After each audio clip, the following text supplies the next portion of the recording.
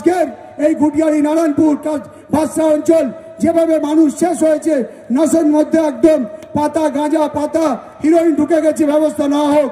কিন্তু এই ঘুটিয়ারির যে ওসি আছে তার ব্যবস্থাটা আমি নেব, এইটুখানি আপনাকে বললাম, তার ব্যবস্থা আমি নেব। নিজেকে জমি দালালি করে এখানে যত জায়গায় খাস জমি আছে দেখবেন, ঘুটিয়ারি পিয়ালি গৌদ বিভিন্ন জায়গায় জমি যেখানে বিক্রি হচ্ছে, এই পুলিশের গায়ে উর্দি পড়ে সেখানে গিয়েছে জমি তার নিজের নামে লিখছে, রেজিস্ট্রি অফিসে ক্যানিং এ যাচ্ছে, ক্যানিং এ তোকে ঘেরাও করবো দলিল করতে গেলেই। আমি বললাম সে ওসি হোক আর যাই হোক, কে ঠেকাবে ওকে আমি সেদিন দেখবো।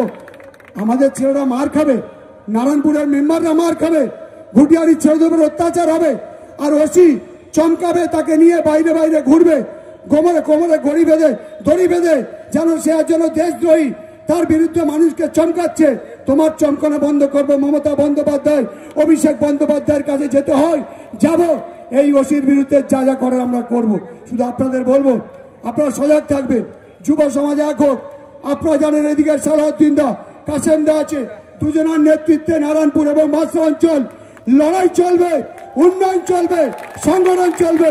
আপনারা শুধু এক হয়ে থাকবেন। আগামী বিধানসভা নির্বাচনে আমরা ক্যানিং 1 এবং ক্যানিং 2, ক্যানিং পশ্চিম এবং ক্যানিং পূর্ব আমরা বুঝিয়ে দেব।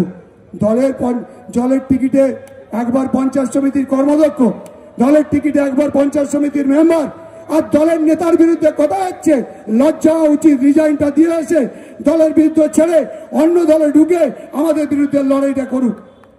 সস্তার রাজনীতি, 50টা 500টা লোককে ভাড়াটিয়াদেরকে নিয়ে যাব আর রাস্তা অবরোধ করে ভেবেছ ইউটিউব চ্যানেল, পেপার, টিভি মেট্রিয়াকে দেখাবো, মনে করবো বিরাট বড় নেত্রী হয়ে গেছি।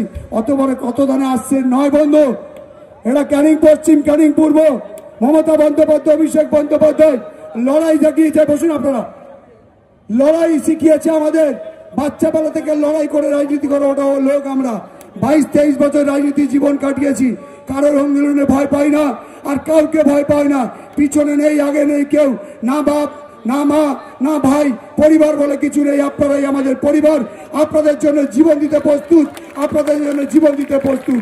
এই আশা আকাঙ্ক্ষা রেখে 2026 দিচ্ছে, ইয়াং জেনারেশনকে পুরো শেষ জীবনটা শেষ করছে। আমি একটা কথা বলবো, অনেক প্রশাসন এখানে আছে, আমি প্রশাসনের বিরুদ্ধে কোনোদিন বলি না, কারণ আমি প্রশাসনের একটা অঙ্গ।